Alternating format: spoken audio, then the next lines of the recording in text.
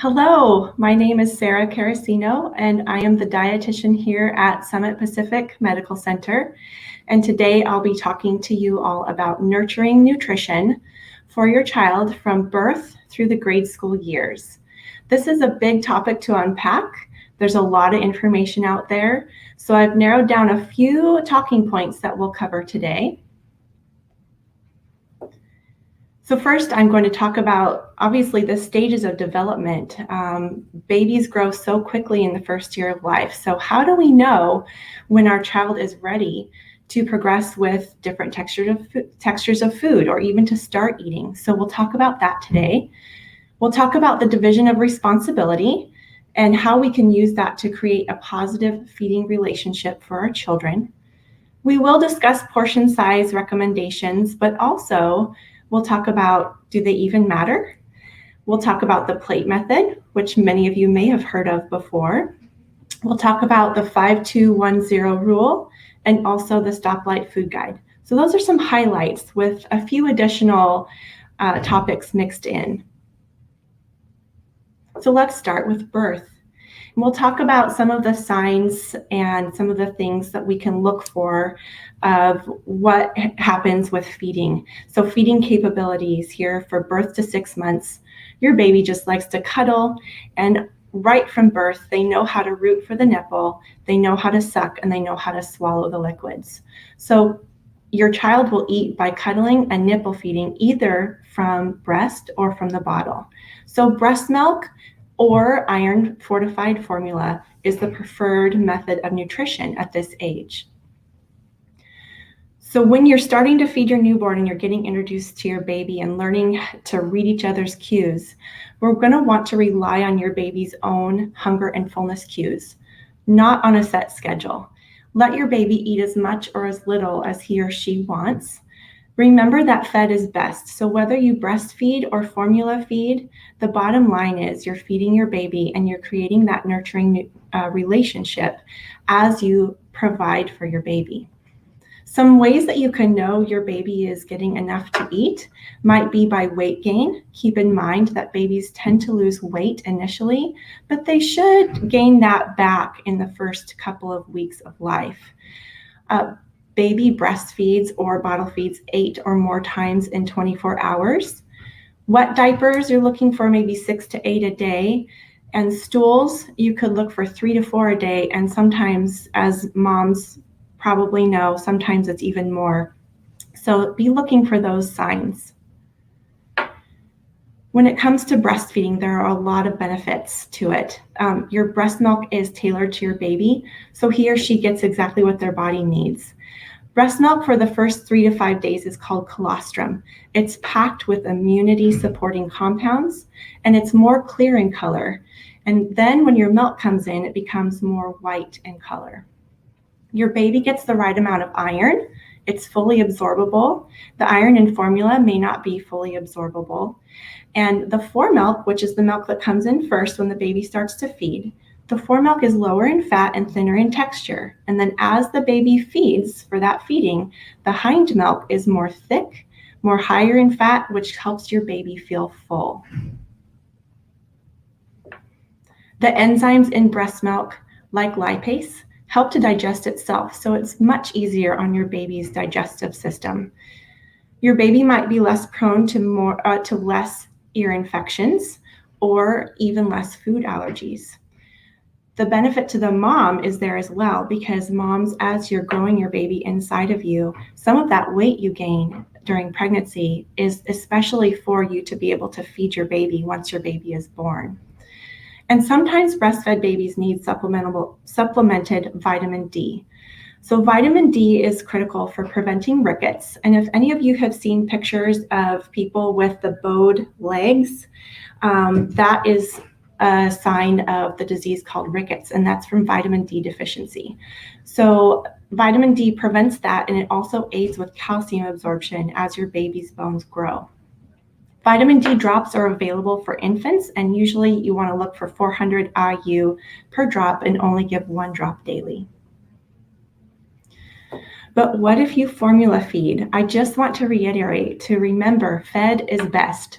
You are a great parent when you're making sure that your baby has the nutrition that he or she needs. It's a good substitute for breast milk. It's fortified with vitamin D, and your baby will still grow and thrive, which is what we're looking for. If partial breastfeeding is possible, do it, because your baby will benefit from the immunity supporting compounds in that breast milk, no matter how much you're able to give your baby. So progressing to the ages of 5 to 7 months, and we'll talk a little bit, we'll jump around between 5 to 7, 4 to 8 months. There's a lot of different things to look for as your baby grows. It happens fast. So at this stage, the baby can sit supported or maybe alone. It can keep its head straight when sitting, follows food with their eyes. Your baby can open their mouth for a spoon. They can close their lips over the spoon. They can move semi-solid food to the back of their tongue, and they can swallow the semi-solid food. Spoon feeding of smooth or semi-solid food is how your child will eat, as well as continuing to nipple feed from the breast or the bottle. So suggested foods include, again, breast milk or iron-fortified formula, and also iron-fortified rice or barley cereal or baby oatmeal, and you can mix that with your breast milk or the formula. So all of those signs we discussed can help you decide if your baby is ready for food. You want to look for those signs, not necessarily their age, but those signs of food. Your baby will also put fingers and toys in their mouth, and if he or she sees food coming, they can either keep their mouth open or they'll turn away. And again, that's that hunger and fullness, interest, disinterest cues that you can look for and read from your baby. It's up to you what you choose for your baby's first food. Again, those iron-fortified baby cereals mixed with breast milk and formula are great options to start with. And play around with the texture, with the thinness of it. Start thin, and then you can see if your baby does well with that thin texture before progressing to a more thick texture. So there are some guidelines that came out from the USDA regarding infant feeding. And it's pretty interesting, especially considering food allergies. So first of all, they recommend to introduce potentially allergenic foods early and often, starting at age 4 to 6 months, and continue to not consume any beverages outside of human milk, formula, and maybe small amounts of water. Absolutely no juice is recommended. And then again, still rely on the baby's hunger and fullness cues. So some potentially allergenic foods that they listed to try to include in baby's first bites, so to speak, would be from peanuts, cooked egg, cow's milk, tree nuts, whey, shellfish, or fish, soy, and sesame. There was a study done in the New England Journal of Medicine called the LEAP study back in 2015. And the authors realized that peanut allergies were becoming more frequent. So they wanted to figure out, what can we do about this? They chose 640 infants between the ages of 4 to 11 months. And these infants already had severe eczema, an egg allergy, or both conditions. So one group was separated into the group that ate peanuts and one didn't. So the other, and that lasted until age of 60 months. The authors assessed pre-existing sensitivity to peanuts with a skin prick test, and they wanted to know how many of these infants will have a peanut allergy by the age of 60 months. So they followed them for quite a long time. So of the 530 infants who had no peanut allergy at the start of this study, of the peanut allergy prevalence in the avoidance group, there we go, was about 13.5%. And then in the peanut consumption group, about 1.9% had peanut allergy at the age of 60 months. And of the 98 infants with the existing peanut allergy, a little over 35% had a peanut allergy by the age of 60 months in the avoidance group, whereas a little over 10% had the peanut allergy in the group where they consumed peanuts. So overall, what we can take from this is 80% reduction in peanut allergy was noted in the initially negative peanut allergy infants, and there was a 70% reduction in peanut allergy in the initially positive peanut allergy group. So the authors conclude that early introduction to peanuts significantly reduces the occurrence of peanut allergy later in life. There was another study called the EAT study done in 2016, and the authors wanted to know, when should breastfed infants be introduced to allergenic foods? And does exposure protect against the development of a food allergy?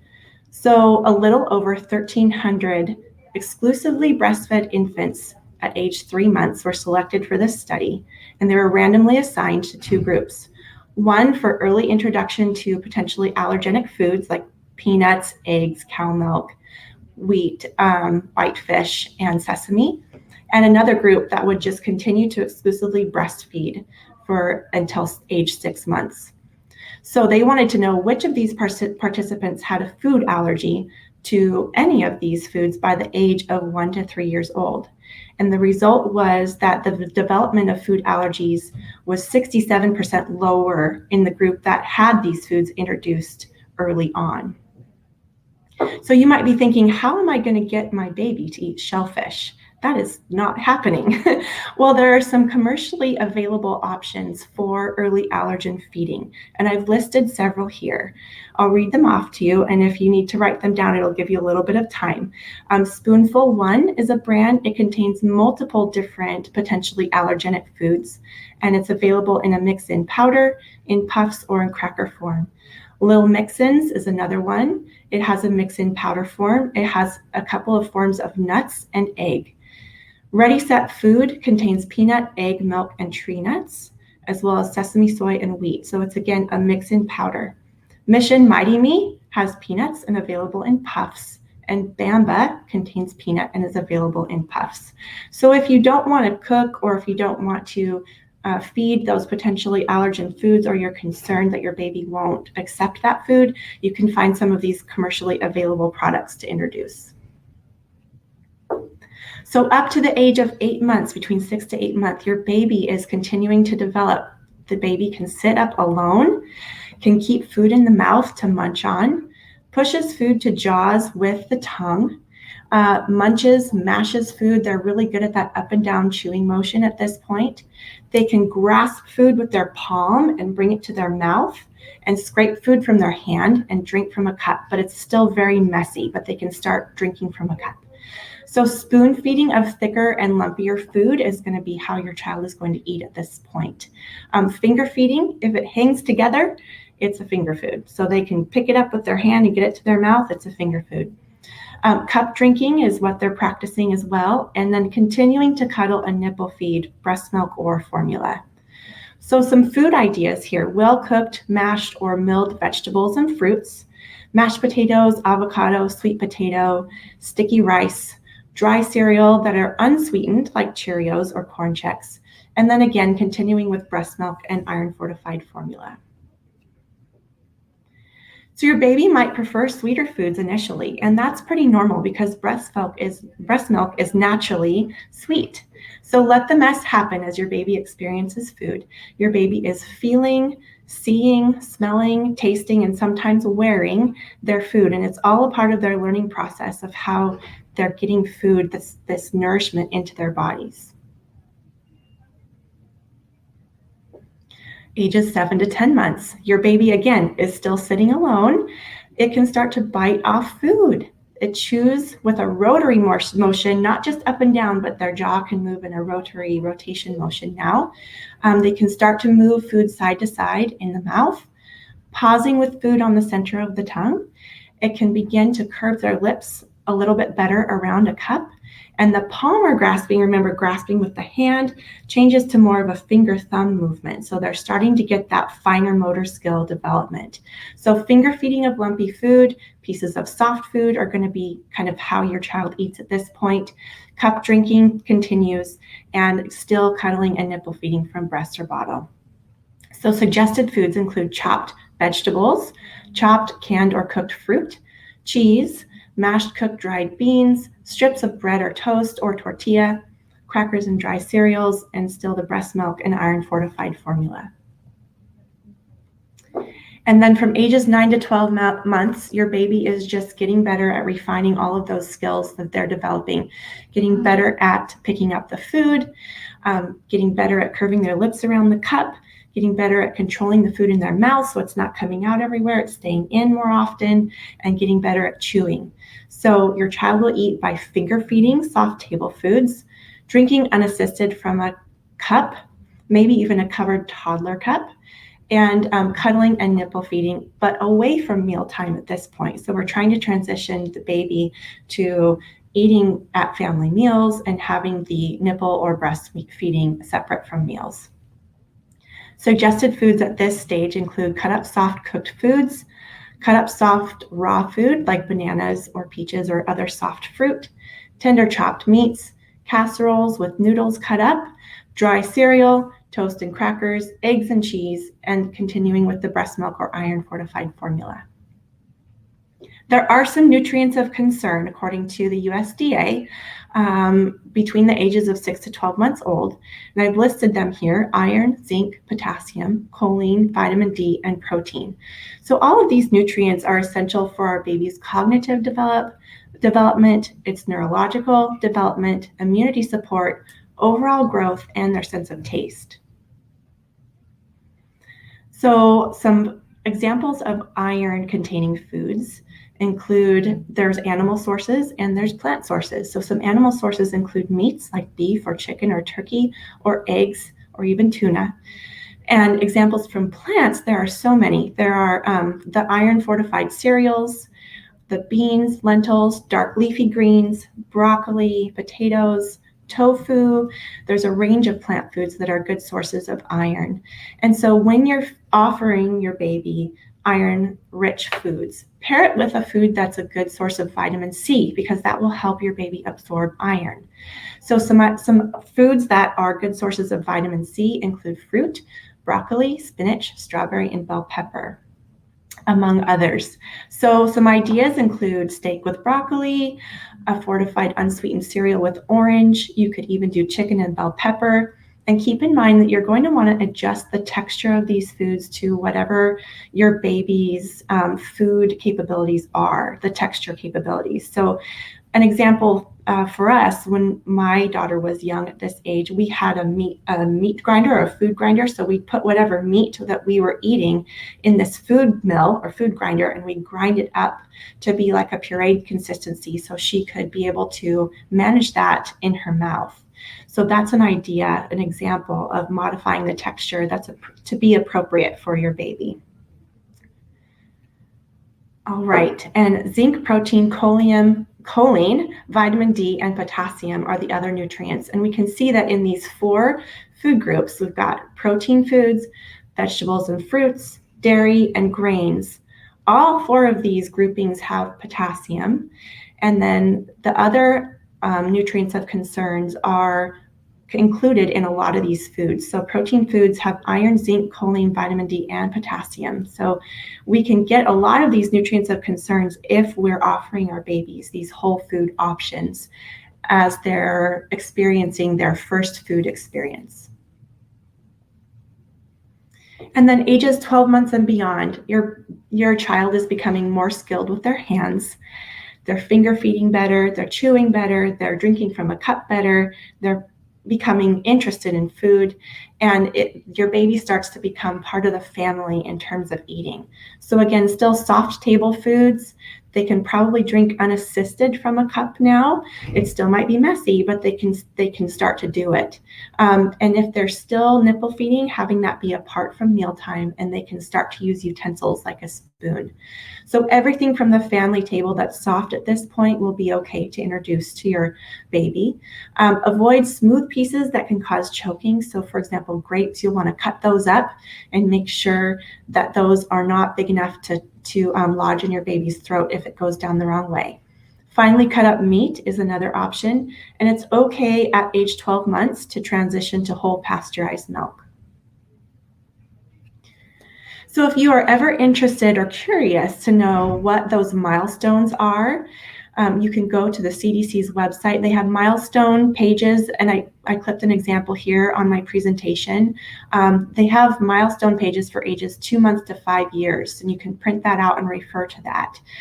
Also want to note that the vitamin D recommendation increases to 600 IU a day when your child turns the age of 1. And I've listed some example portion sizes for foods for kiddos 6 to 12 months. And I really created this table as more of an aha moment. So you can see, oh my goodness, a portion size is really small. So if your child isn't eating a whole lot, they don't need a whole lot. So fruits and vegetables and grains, anywhere from 4 tablespoons to fruits and vegetables up to 16. A couple ounces is a portion size. So daily, what they need in a day, not just a portion. So we can see that, of these foods, if your baby's only eating a few bites here and there, they're doing fine.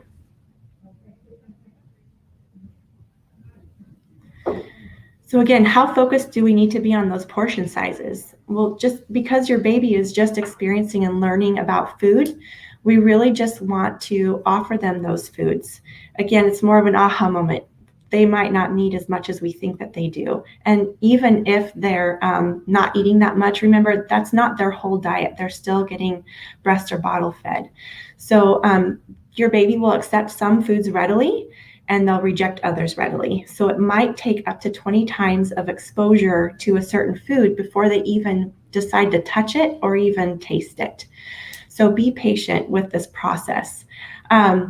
Again, it's more of an aha moment. I've said that a couple of times. Don't rush or force your baby into eating exactly these portions, and let your baby be your guide, because he or she knows how much they need to eat, how much they're able to eat, and they will stop when they're full. Okay, we're going to move into the toddler years, and I wanted to show a picture of this book, and I also brought it with me. It's called Child of Mine, Feeding with Love and Good Sense, and the author's name is Ellen Satter, and she's a nationally and internationally known author and dietitian who came up with the idea of the division of responsibility when it comes to teaching our kids about a healthy feeding relationship with food. And so one quote I really love from her is, "Relationship is most important, and it's the quality of the feeding that comes after." And that's so true, because we want to nurture that relationship, that healthy relationship with food in our children. So in the toddler years, we're going to see some changes where your 1-year-old might have been really excited about trying new foods and messy and experiencing it all. Toddlers start to become skeptical. They say no a lot more often. They're less willing to try new food. What they like today may not be what they like tomorrow. You're not able to reason with them. There's no bargaining. There's no explaining away why they need to try new foods. So no amount of talking about it will make them comfortable with trying it if they're not ready. And you can put forth efforts to include your toddler in making food and in growing food, but if they're not ready to try the food, they still won't change their minds. So all of these things, I just want to encourage you, all of these things are normal for toddler age. So what is the division of responsibility? Ellen Satter has lots and lots of examples in that book about stories of clients that have come to her with picky eaters, with kids that will not eat at home, but maybe at a friend's house, or who are sneaking food. So many examples in there about parents coming to her with problems about, how do I get my child to have a healthy feeding relationship? So she found that if we create structure and limits for our kids, when we're teaching them and getting them involved in making food choices and getting used to eating, that it's very helpful. And so she kind of divided the responsibility up to, what are the parents in charge of and what are the kids in charge of. So parents, we've got a big job. When it comes to what food comes into our home, we are responsible for that, and what we offer our children. We're responsible for making and presenting meals. We are responsible for deciding when meals and snacks will be. We are in charge of where your child eats, so bringing them to the table to eat and making sure that your child shows up for the meal. We are in charge of teaching manners, of making mealtime pleasant, and not allowing food or candy right before dinner. And the child has it easy. The child gets to decide how much he or she will eat, whether or not he or she will eat, and they're responsible for how their body turns out. So this is intended to take the pressure off of us parents by trying to get your child to eat when we see that they're not eating or not interested, and we feel like, oh my gosh, they're not eating. What am I going to do? This division of responsibility has been shown time and again to help relieve some of that stress at meal times. So the structure really helps with feeding security for our kids. Offer eating opportunities often. So breakfast, and then a couple hours later snack, couple hours later lunch, and so forth. And have those snacks in between meals. If your child doesn't want to eat at those times or doesn't eat much, there will be another opportunity. You know that. You've set it up that way that your child will have to eat. And they might be hungry at that point. Let them eat as much of what you offer them at the sitting. And if they skip dinner but are hungry before bed, which a lot of kiddos tend to do, it might be a good idea to have one or two options available that you have decided on that are nutritious options for them to have right before they go to bed. So a couple of examples include like banana or yogurt or a glass of milk. If they end up saying, no, I want chips, or no, I want crackers, it might be more of an appetite thing that they want those certain foods before bed instead of a true hunger. So have those choices kind of in your back pocket to say, okay, I know that you didn't eat much at dinner, and I know that you might be hungry now. This is your choice. I love this picture of the clock with different colored in sections, because that can help parents a lot with saying, okay, this is the time that we're going to do chores. This is the times when we eat. This is the time when it's reading time or playtime or bedtime chores. So as your child gets older and is able to see, kind of understand what the hands on the clock mean when they get to those colors, that might be a really good way to point to the clock and say, hey, you know what? In just a few minutes, it's snack time. I know you're ready, but we'll have it in just a few minutes, and I've got a great snack for you. So I like that idea of kind of having things mapped out for your kids so it's not a surprise. And then your kids can rely on, okay, if I don't eat now, I know mom and dad are going to offer me something to eat really soon. Creating a mealtime routine can be helpful too, because that can gear up the child to know that food is coming. So what do we do before the meal? We clean our hands. We might help set the table, depending on the age of your child and how able they are to participate. And then they definitely come to the table to eat. And during the meal, we enjoy the meal, we eat our food, we enjoy each other, we have conversation. And after the meal, they can help clean up. And so depending on how old and how able your child is to do that, will depend on how involved you get them. For my daughter, we have a stool so that she can reach the sink. And when we are doing dishes in the sink, she'll get the plastic or the unbreakable dishes, and she has her own sponge, and we'll get it soapy. And she basically has a time of water play, which can be really soothing for kids as well. But it kind of gets her used to the idea of, hey, we have to clean up the dishes that we use after we eat. And she's participating in that while having fun. Toddlers are learning about a healthy attitude toward eating during this time too. So we want to include the child at family meal table and conversation, as we discussed before, but do that without any distractions. So if you're eating in front of the TV, transition to eating around the table with the TV off. Avoid scolding or arguing during the meal. Make it pleasant. If you can't think of anything to talk about, maybe have someone at the table choose a topic of conversation. For example, you can say, think of 3 animals that are your favorite at the zoo, and then each person can answer that question. And then that might lead into other topics of conversation. You can always talk about how your day was, what was your favorite part of the day, what did you enjoy the most, what was challenging for the day. So again, just have those conversations and make the child not the center of attention. Focus on everyone, have those conversations, but the child and what food that the child is eating, is not, that paying attention to what the child is or isn't eating isn't going to be the center of attention.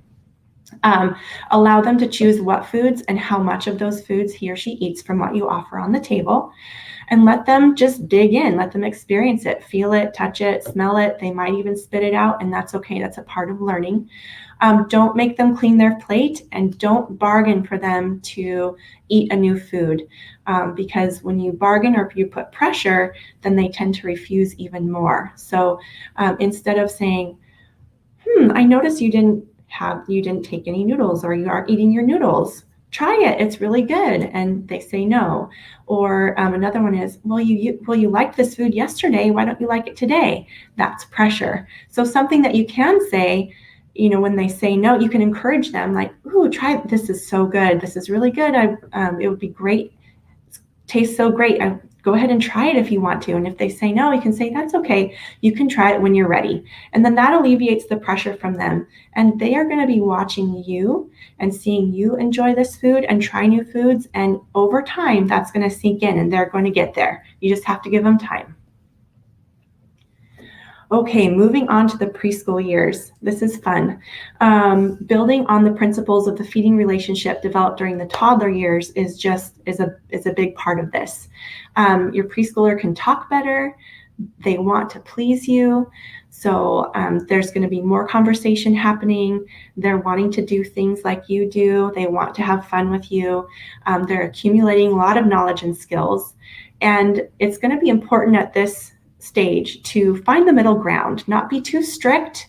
So not saying clean your plate or finish that food before dessert, but also don't be too lenient. So don't let your child eat wherever they want. Don't let them ask for special meals. Don't cater to them. Don't make them something additional from the family meal.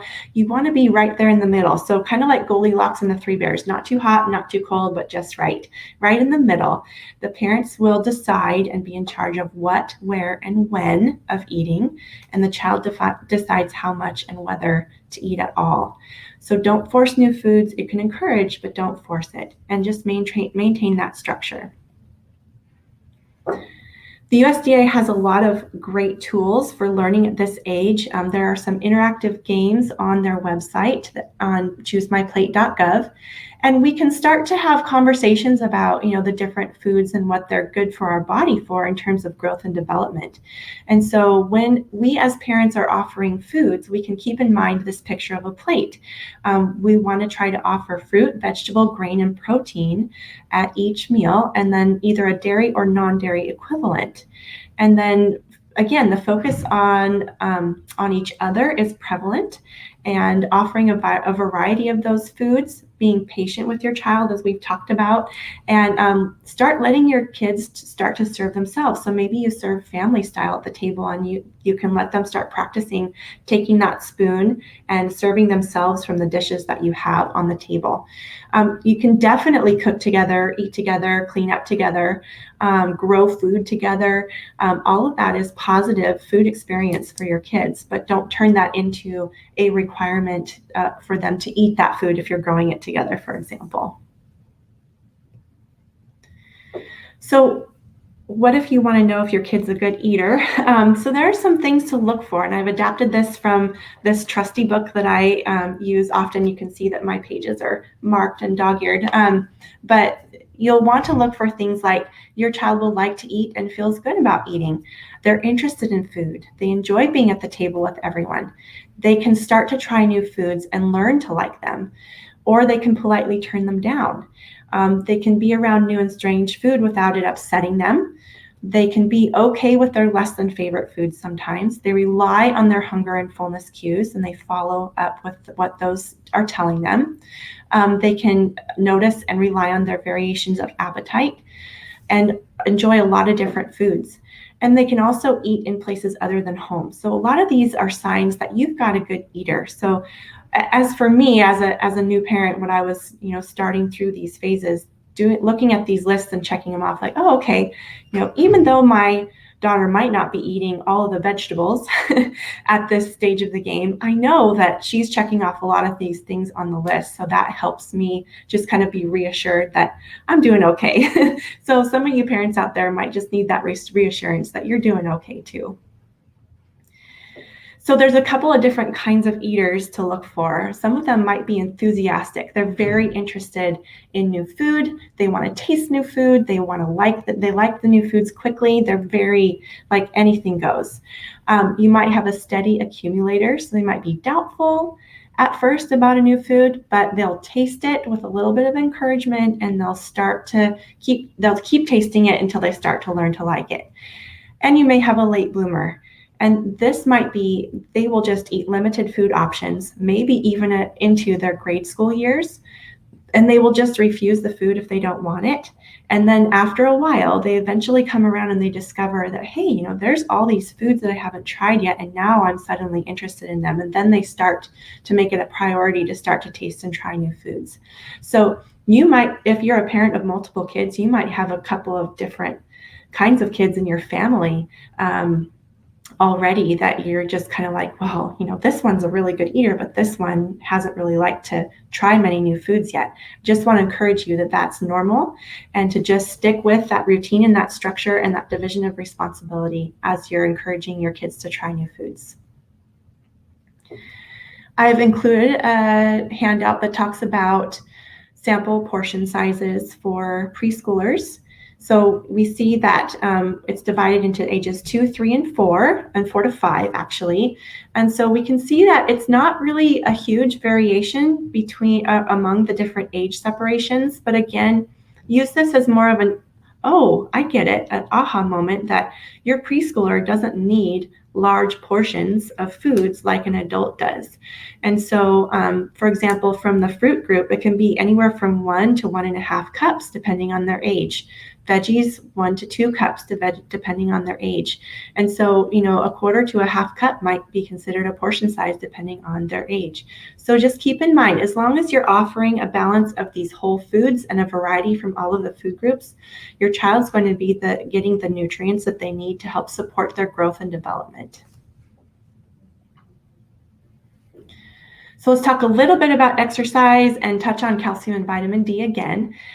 Exercise, we haven't really mentioned much yet because your baby is very active, moving and experiencing new things naturally. And now with preschoolers, it's going to be just important to encourage that continued activity. Think of things that you can do together. If you're busy, you can schedule it into your day so you make sure that there's that movement during the day for you and your toddler or preschooler now. Take a family walk, go for a hike or a bike ride. And as we know around here, the weather isn't always desirable for doing things outside. So have a backup plan. What can you do to be active inside? There are a couple of like Mommy and Me exercise videos that you can find on YouTube that are just short that you can do with younger kids. Or maybe it's time to try a new class like tumbling or swimming or dance. And then always play dates with friends. That gets them playing and doing things that are active together. The calcium recommendation increases to 700 milligrams a day for up to 3 years old, and then to 1,000 milligrams a day at age 4. So this is crucial again for bone growth. And then vitamin D is still 600 IU a day, and it aids with calcium absorption for bone growth. And if you can find vitamin D3, that's most readily absorbed, and that would be what I would recommend to incorporate. Again, these are recommendations, and as long as you're offering a variety of foods that are calcium-rich sources, either dairy or non-dairy, your child's going to get what they need. And then let's talk a little bit about the grade school years. We're continuing to build on all of these principles we've talked about throughout this presentation. But there are a couple of kind of sayings or rules that we can kind of think back to. One is called the 5-2-1-0 rule. And when you're following up with your child's pediatrician, they may bring this up in appointments as well. But this kind of lets us keep in mind, okay, 5-2-1-0, what does that stand for? So we want to offer, and hopefully our child's starting to eat, 5 servings of fruits and vegetables a day. We want to limit screen time. It's like TV, movies, video games, and from the phone. Limit that to 2 hours a day. We want to have your child be active for 1 hour a day. And we want 0 servings of sugary beverages a day. So if you can remember 5210 for those kind of recommendations, that'll help you kind of remember, oh yeah, I haven't offered any vegetables today or any fruit today. I'm going to make sure that I offer that at the next snack or meal that's coming up. Or, hey, we haven't really been active today and we're supposed to be active for an hour. So how can we work some activity in together? There are also, we can separate foods out a couple different ways. There are go, slow, and whoa foods, and also go, grow, and glow foods. So I'll talk about those in the next slides. But first, we're going to talk again about calcium, vitamin D, and we're going to introduce fiber. So calcium recommendations increase a little bit, 1,000 milligrams up to age 4 to 8, and then between 9 and 18, it increases to 1,300 milligrams. And vitamin D remains 600 IU. And then fiber comes from whole grains, fruits, vegetables, beans, legumes, nuts, and seeds. So again, if you're offering your child these whole food sources, they're going to be getting fiber naturally in their day. But if you want a number to attach to it, an easy way to remember is just to add the number 5 to whatever age they are. So if there's 5 years old, you're going to be looking for about 10 grams of fiber a day. And that's easy to get if you're offering those whole foods like I mentioned, and you don't necessarily have to count grams of fiber. The plate method is still appropriate at this age. And so half of our plates coming from fruits and vegetables, a quarter from grain, a quarter from protein, and then a serving of dairy or non-dairy equivalent on the side. And I like this visual of what a serving looks like. So for grain products, you can see that they're using a picture of the fist, which is about 1 cup of cereal is the example that they chose there. So 1 cup is about the size of a fist. If we're talking about 3 ounces of meat or food, it's going to be about the size and thickness of the palm of our hand or of a deck of cards. We can see that a quarter cup of raisins, half cup raisins, I believe, is like the large egg. And so you can use a baseball, you can use a tennis ball, you can use those 4 dice cubes stacked together to be like about 1 ounce of cheese. So there are a lot of ways that you can visualize things when you're out and about or even at home to visualize the portion sizes that you're serving your child. Okay, so here's where we're going to talk about the go, slow, and whoa foods. It's called the Stoplight Food Guide, and this is available online. It's if you just put into the Google search, Stoplight Food Guide. It's made by East Carolina University down there in the left-hand corner. But again, it refers to the plate method, and it does a good job overall of separating foods into anytime foods. So these are going to be foods to have most often. They're going to be the highest in nutrients. The whole foods are going to be in this food group and have 2 or more servings from those green light food groups a day. And then the yellow light is going to be sometimes choices. So slow down, choose cautiously, maybe choose 1 serving from each of the food groups a day in the yellow light category. And the red light or the whoa foods are going to be, maybe I'll choose 1 of these foods once or maybe 2 times a week tops. So that these foods might be more special occasion foods or eating out foods. These are going to be higher in fat, added sugars, and added sodium, which are all things that the USDA has recommended to limit in our usual dietary practices. So these are foods to kind of steer clear of and only have on special occasions. So the whole handout goes through, like I've just shown you the first page, it has grains and fruits, but it has the vegetables, the protein group, the dairy group. So lots of good information in here overall about what foods to offer most often and least often. We can also separate foods out into go, grow, and glow foods. So the go foods are going to be the kinds of foods that give us energy. They help us concentrate. They help us jump. They help us swim. They help us be active. So these foods give us energy to get up and go during our day. So those are going to be carbohydrate-based foods. And our brain really needs these go foods to be able to focus in school. Then there's grow foods. These are going to help our bones and our muscles grow strong. So meat, Protein, fish, eggs, and dairy, and of course, non-animal or non-dairy sources of protein and calcium are going to be appropriate here too. And then we have the grouping of glow foods, and these are going to be fruits and vegetables and heart-healthy fats. These kinds of foods help with our skin, help our eyes to be bright, help with our hair and our nails, help everything to just glow on us as we grow.